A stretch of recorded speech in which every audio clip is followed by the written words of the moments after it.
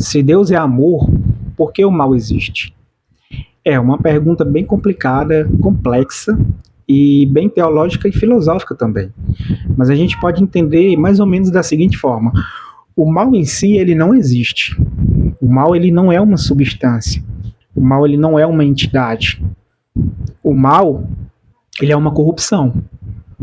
E para ser uma corrupção, algo antes ou anterior a isso tem que estar incorruptível. E a gente pega, por exemplo, para explicar esse momento, se a gente for na teologia cristã, a gente pega o caso ali de Adão, de Eva, o pecado original, a desobediência em comer o fruto daquela árvore lá do meio do jardim, que traria o conhecimento do bem e do mal, a questão de Lúcifer, de Satanás, quando ele e também Adão, ambos com livre-arbítrio em sua perfeição, digamos assim, de livre-arbítrio, de liberdade, eles vão lá e decidem desobedecer. Mas Deus não cria robô. Deus não programou ninguém. Assim como Deus é soberano, assim como Deus está no controle de tudo, da mesma forma, o homem ele é responsável. O homem ele tem sim a sua liberdade. E antes do pecado, antes dessa desobediência, a sua liberdade ainda era mais, eu diria, mais qualitativa ainda do que após o pecado, porque a nossa ideia de livre-arbítrio, de liberdade, após o pecado, ele é corrompido, ele é contaminado. Não é que o homem deixe de ser livre, o homem não deixa de ter responsabilidade, mas é uma liberdade contaminada, é uma liberdade inclinada para o mal, e aí é um problema a se discutir. Então, o mal em si ele não existe. Imagine uma janela. Imagina, por exemplo, uma casa que está sendo feita e imagine uma janela, mas sem as portas da janela, digamos assim, sem as venezianas. Imagina só o quadrado, a parede e aquele quadrado. Agora pegue esse quadrado e amplie. O que é que você vai ter ali? Você não vai ter nada, porque a janela em si não existe. A ideia de janela é a ausência de veneziana. É a ausência de uma portinha. Tá entendendo? O ferrugem, por exemplo. O ferrugem, se ele existe? Não. O ferrugem, ele é uma oxidação de um ferro. Mas, para o ferrugem existir, antes tem que existir o ferro e o ferro tem que oxidar. Mas o ferrugem em si, ele não existe. Cadê o ferrugem? Quem vê um ferrugem se não existir antes um ferro? Então, nesse sentido, o mal é semelhante. O mal, ele é ausência do bem. Ele é privação do bem. Na medida em que eu não consigo praticar o bem, é nessa ausência que o mal existe. Mas o mal em si, como entidade, como substância, ele não existe. Um outro exemplo, luz e escuridão. O escuro em si, ele existe? Ou o escuro, ele é a ausência de luz? Vamos pegar outro exemplo, calor e frio. O frio existe? Ou o frio, ele é a ausência de calor? Com o mal é da mesma forma. Mas o exemplo da janela é um exemplo bem clássico. Quando você amplia esse quadrado, ele deixa de ter aquela ideia do que seria uma janela. Fica nada. Você pega um buraco na parede. O que é aquele buraco? É só ausência de tijolo.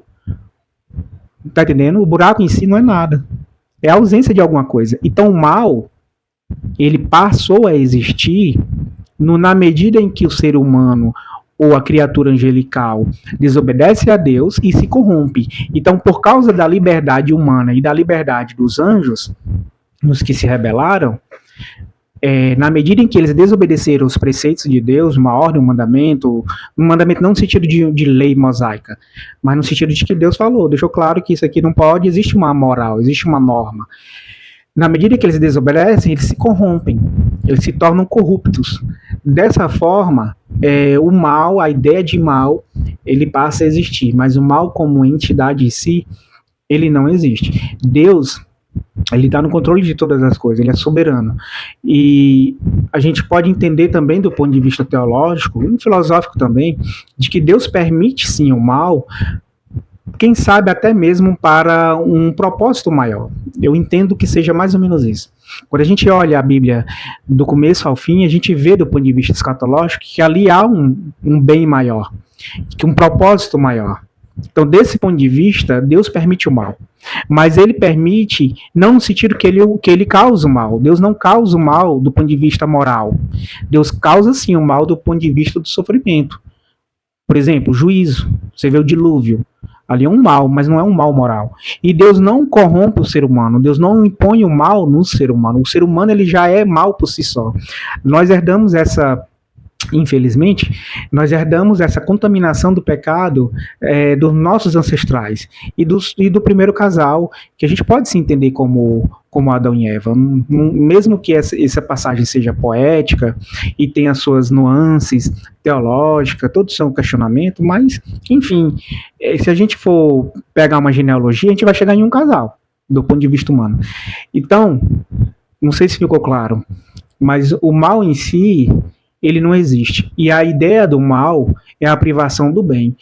É uma corrupção. E essa corrupção ela existe justamente porque Deus não fez robô. Ele deu liberdade ao ser humano. E o ser humano continua assim com uma liberdade. Claro que tem suas limitações. E essa liberdade está contaminada para o que é mal, para o que é corrupto.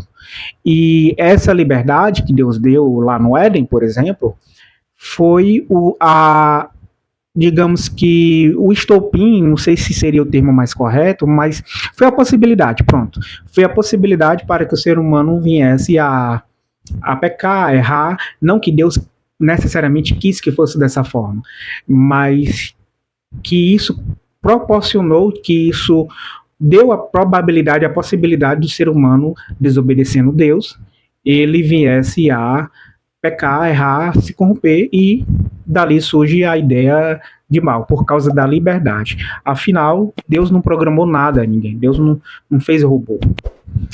Eu não sei se ficou claro, mas enfim. Comenta aí, diga aí o que você achou. Quem sabe a gente pode dar continuidade ao assunto. Que Deus te abençoe. Tchau, tchau.